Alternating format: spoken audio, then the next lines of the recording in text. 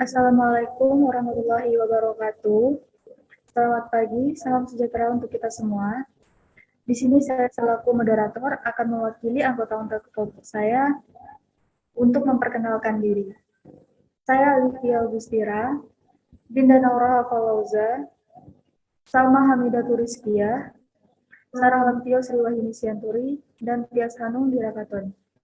Menghormati dosen pengampu mata kuliah Keterampilan Berbahasa Indonesia, Ibu Husnul Fatonah MPD, dan yang kami hormati Sarah Lantio Sriwahini Sianturi selaku pemateri dan teman-teman yang saya hormati. Sebelum penyajian materi, saya akan menyampaikan sedikit pengantar terkait dengan materi yang akan disampaikan oleh penyaji. Penting yang disampaikan penyaji yang bisa kita dapatkan. Namun, secara umum penyampaian informasi tersebut akan lebih mudah dipahami apabila diskusi tersebut berjalan dengan efektif. Oleh karena itu, diharapkan kepada kita semua untuk dapat memperhatikan dan mengikuti diskusi ini dengan sebaik-baiknya. Baiklah, sebelum pemateri menyampaikan materinya, saya sampaikan beberapa ketentuan acara inti kita sebagai berikut. Pemateri kami beri waktu untuk menyampaikan materi sekaligus diskusi selama 30 menit. Dan selama pemateri menyampaikan materi, tidak ada suara yang mengganggu. Selanjutnya saya serahkan kepada Sarah untuk melangsungkan membacakan materi. Pembelajaran dan evaluasi berbicara. Pembelajaran berbicara perlu ditingkatkan, karena pada kenyataannya masih banyak siswa yang sulit berbicara ketika didaulat berbicara ke depan kelas. Banyak yang masih malu-malu atau tersedak-sedak serta berkeringat dingin bila disuruh berbicara ke depan kelas. Agar siswa terampil berbicara, guru harus memandu siswa dan mengetahui metode pembelajaran yang tepat. Guru harus menciptakan berbagai pengalaman belajar berbicara agar siswa dapat berlatih berbicara. Berbicara sebagai sebuah keterampilan memerlukan banyak latihan. Metode pembelajaran berbicara menurut Tarigan tahun 2008. Yang pertama itu relevan dengan tujuan, memudahkan siswa memahami materi pembelajaran, mengembangkan butir-butir keterampilan proses, dapat mewujudkan pengalaman belajar yang telah dirancang, merangsang siswa untuk belajar, mengembangkan penampilan siswa, mengembangkan keterampilan siswa, tidak menuntut peralatan yang rumit, mudah dilaksanakan, dan menciptakan suasana belajar mengajar yang menyenangkan. Syarat yang harus dipenuhi guru dalam mengajar keterampilan berbicara. Menurut Tarigan, mahir berbicara. Berbicara harus dipelajari dan diperoleh melalui proses belajar dan latihan secara sungguh-sungguh. Mengingat pentingnya keterampilan berbicara tersebut dan manfaat bagi hari depan untuk para siswa, apalagi dalam era informasi yang serba cepat ini. Bahasa sebagai informasi lisan. Pemerintah melalui lembaga pendidikan dasar sampai perguruan tinggi mewajibkan para peserta didik untuk memiliki keterampilan berbicara dengan baik. Mengembangkan keterampilan berbicara. Menurut Iqbal 2018, mengemukakan ada 3 cara untuk mengembangkan secara vertikal keterampilan berbicara. Yang pertama, menirukan pembicara orang lain atau khususnya guru. Yang kedua, mengembangkan bentuk ujaran yang dikuasai. Yang ketiga, mendekatkan atau mensejajarkan 2 bentuk ujaran, yaitu ujaran sendiri yang belum benar dengan ujaran orang dewasa, terutama guru yang sudah benar. Dalam praktiknya, pengajaran berbicara dilaksanakan dengan menyuruh siswa berdiri di depan kelas untuk berbicara atau berpidato, agar seluruh siswa terlibat dalam kegiatan. Hendaknya diingat bahwa hakikatnya kegiatan berbicara berhubungan dengan kegiatan lain seperti menyimak, membaca, serta berkaitan dengan pokok pembicaraan.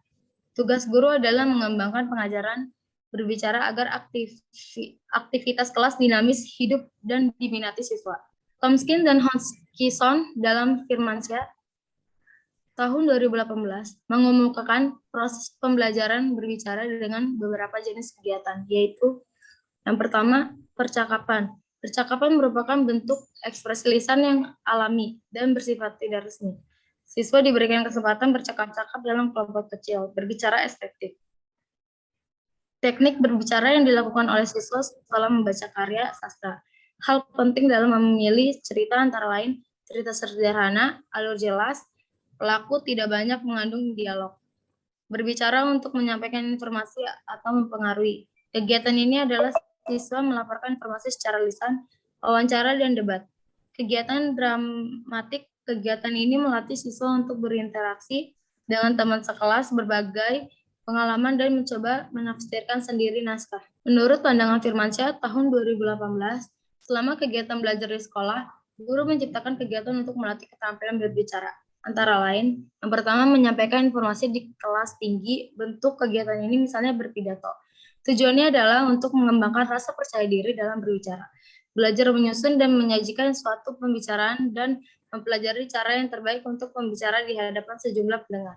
Yang kedua, partisipasi dalam diskusi. Diskusi memberikan kesempatan pada siswa untuk berinteraksi dengan siswa lain dan guru, mengekspresikan secara lengkap, menyajikan berbagai pendapat, dan mempertimbangkan perubahan pendapat. Berbicara menghibur dan menyajikan pertunjukan. Siswa menyajikan pesandiwara, boneka, bercerita, dan membaca puisi atau berpartisipasi dalam pementasan drama. Metode pembelajaran berbicara. Pembelajaran berbicara mempunyai sejumlah komponen yang pembahasannya diarahkan pada segi metode pengajaran. Guru harus dapat mengajarkan keterampilan berbicara dengan menarik dan bervariasi. Menurut Tarigan tahun 2008, ada 4 metode pengajaran berbicara, antara lain: yang pertama, percakapan. Percakapan adalah pertukaran pikiran atau pendapat mengenai suatu topik tertentu antara dua atau lebih pembaca. Percakapan biasanya dalam suasana akrab dan peserta merasakan dekat satu sama lain dan spontanitas. Percakapan merupakan dasar keterampilan berbicara baik bagi anak-anak maupun orang dewasa. Yang kedua, bertelepon. Bertelepon adalah pengguna telepon menuntut syarat-syarat tertentu, antara lain berbicara dengan bahasa yang jelas, singkat, dan lugas. Melalui metode bertelepon, diharapkan siswa didik berbicara jelas, singkat, dan lugas.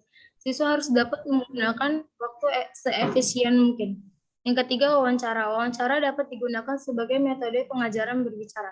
Pada hakikatnya, wawancara adalah bentuk kelanjutan dari percakapan atau tanya jawab. Yang keempat, diskusi.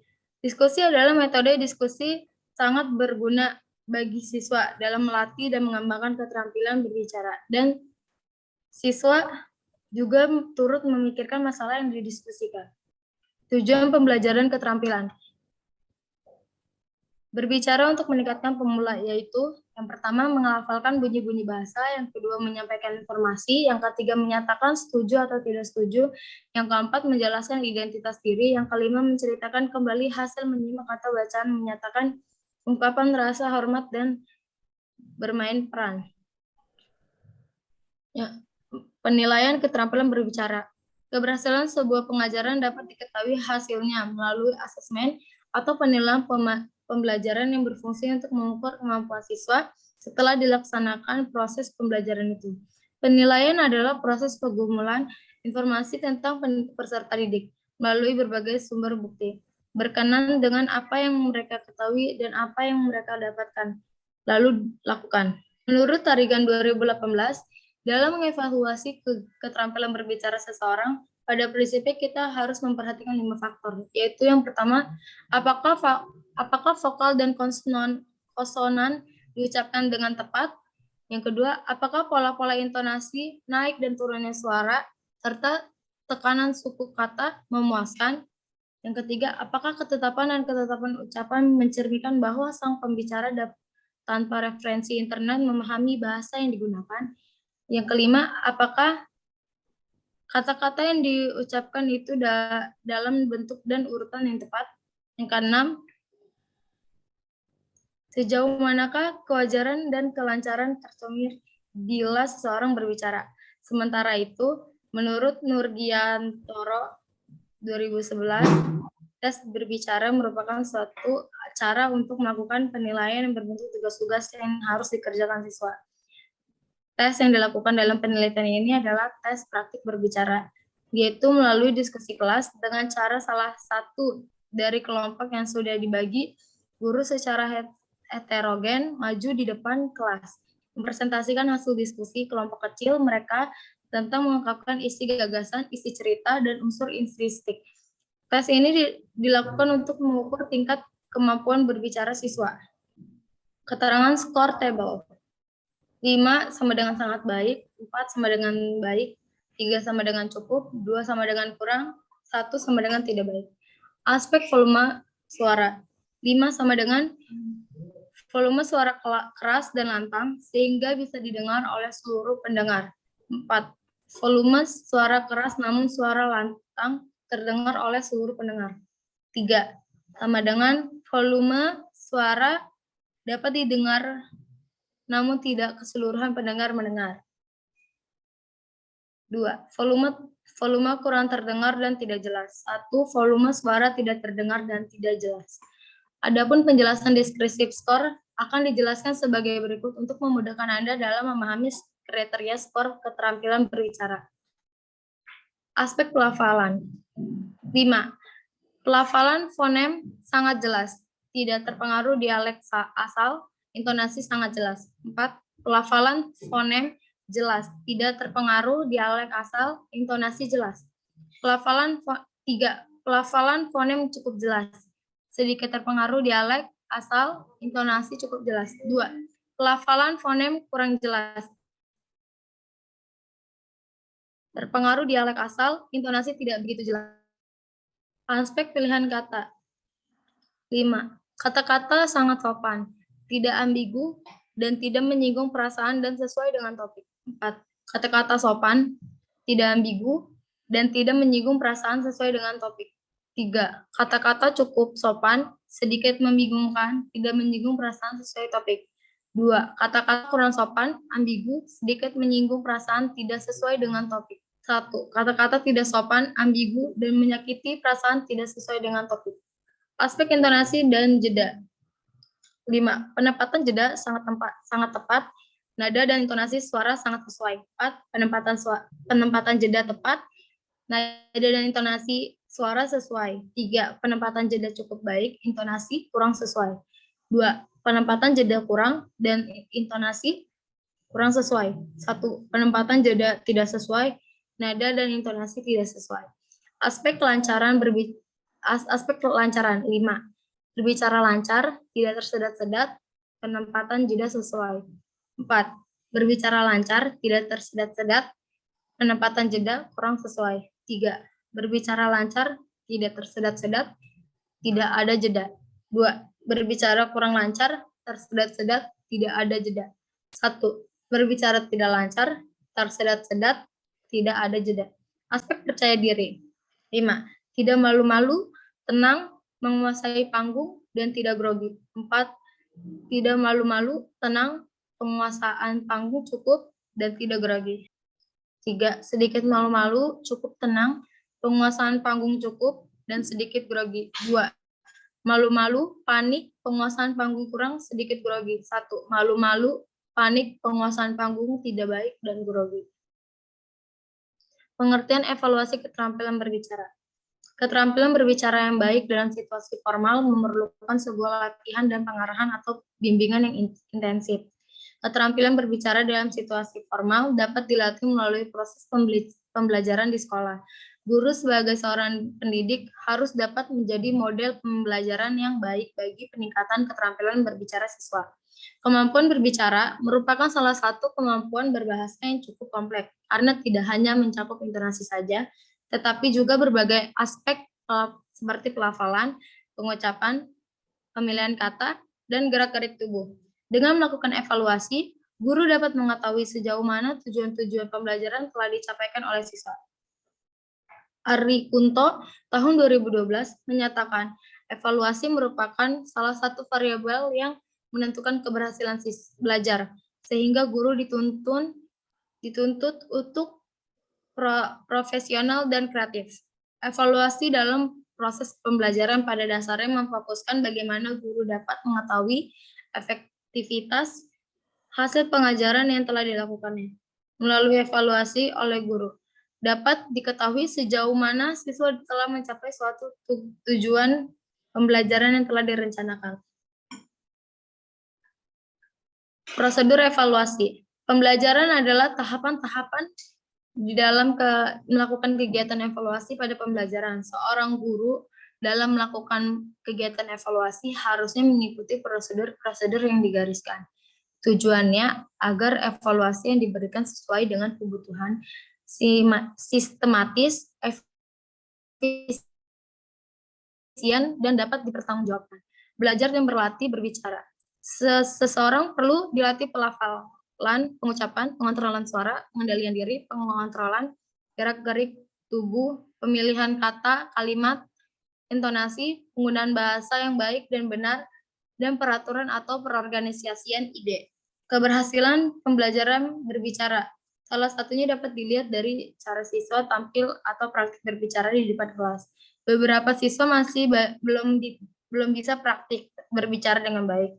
Bahkan tidak jarang terlihat beberapa siswa berkeringat dingin, berdiri kaku, lupa yang akan dikatakan apabila ia berhadapan dengan sejumlah siswa yang lainnya. Hal ini menunjukkan bahwa pembelajaran keterampilan berbicara belum memperoleh hasil yang maksimal. Evaluasi keterampilan berbicara. Ada kalanya evaluasi perlu dilakukan untuk mendapatkan masukan tentang kegiatan berbicara yang telah dilakukan seorang pembicara. Sama halnya dengan ketika berlatih, penilaian dapat dilakukan baik secara mandiri maupun bantuan orang lain. Secara mandiri dapat dibantu dengan alat perekam, baik rekaman auditif maupun rekaman audio visual. Rekaman ini dapat saja dilakukan atas permintaan pembicaraan sendiri, dengan perlengkapan yang disediakannya sendiri. Hasil rekaman diputar ulang, lalu amati setiap segmen-segmen yang dilakukan. Selain itu, penilaian pun dapat dilakukan dengan minta bantuan orang lain, baik itu orang yang diminta secara khusus oleh pembicara maupun pendengar.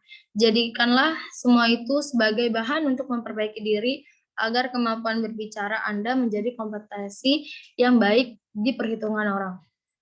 Baiklah, terima kasih kepada Sarah atas penyampaian materinya. Selanjutnya akan ada sesi pertanyaan. Bagi siapa yang bertanya, kami silahkan dan akan langsung dijawab oleh Sarah. Baiklah, kepada Dinda dipersilahkan untuk bertanya. Ya, terima kasih kepada Alivia. Saya izin bertanya, bagaimana cara meningkatkan keterampilan berbicara di depan umum untuk orang yang pemalu atau introvert? Terima kasih. Baik, setelah Dinda, apakah ada yang ingin bertanya lagi? Baik, kepada Salma dipersilakan untuk bertanya. Baik, terima kasih. Saya ingin bertanya kepada Sarah, apa pentingnya keterampilan berbicara bagi seorang guru? Ya, terima kasih. Terima kasih, kepada Salma. Ada lagi yang ingin bertanya? Ya, kepada Tias dipersilakan untuk bertanya. Saya mau nanya ke Sarah. Jelaskan faktor-faktor yang memengaruhi kelancaran berbicara. Terima kasih. Oke, baiklah, kepada penyampai materi dipersilakan untuk menjawab pertanyaan dari teman-teman. Saya akan menjawab pertanyaan dari Dinda Falauza. Pertanyaannya adalah, bagaimana cara meningkatkan keterampilan berbicara di depan umum untuk orang pemalu dan introvert?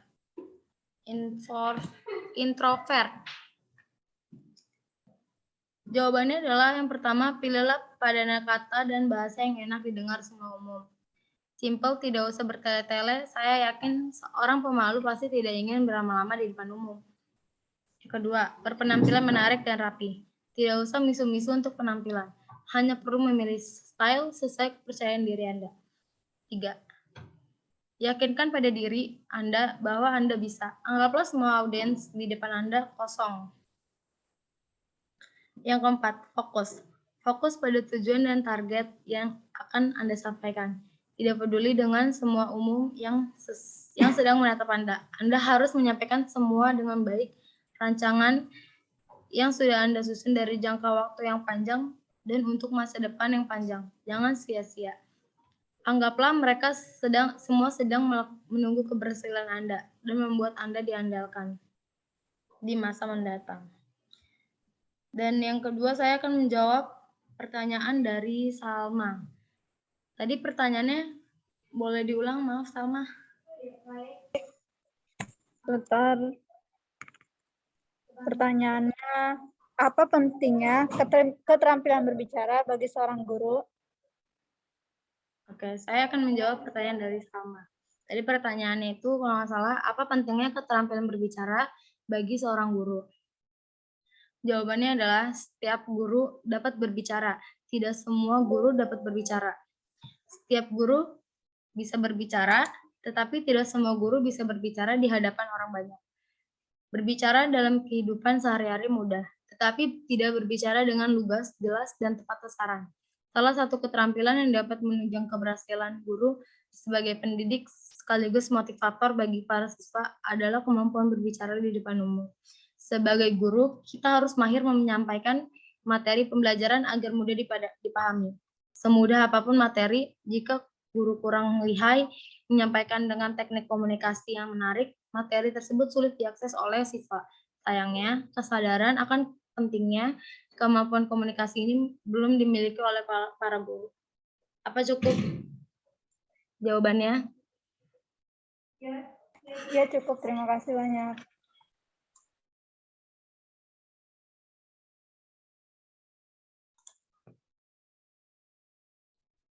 Saya akan menjawab pertanyaan dari Tias Hanung Dirgakaton.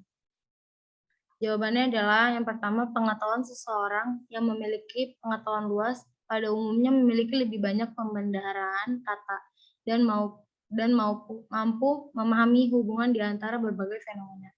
Yang kedua, intelegesia. Selain memiliki pembendaharaan kata dan hubungan yang lebih banyak antara fenomena satu kata dan fenomena lain. Seseorang dengan integrasi ya tinggi akan mampu mereferensi antara fenomena dengan lebih cepat dan akurat.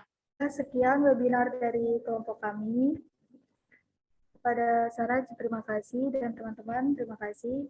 Maaf apabila ada kesalahan kata. Sekian saya akhiri. Wassalamualaikum warahmatullahi wabarakatuh.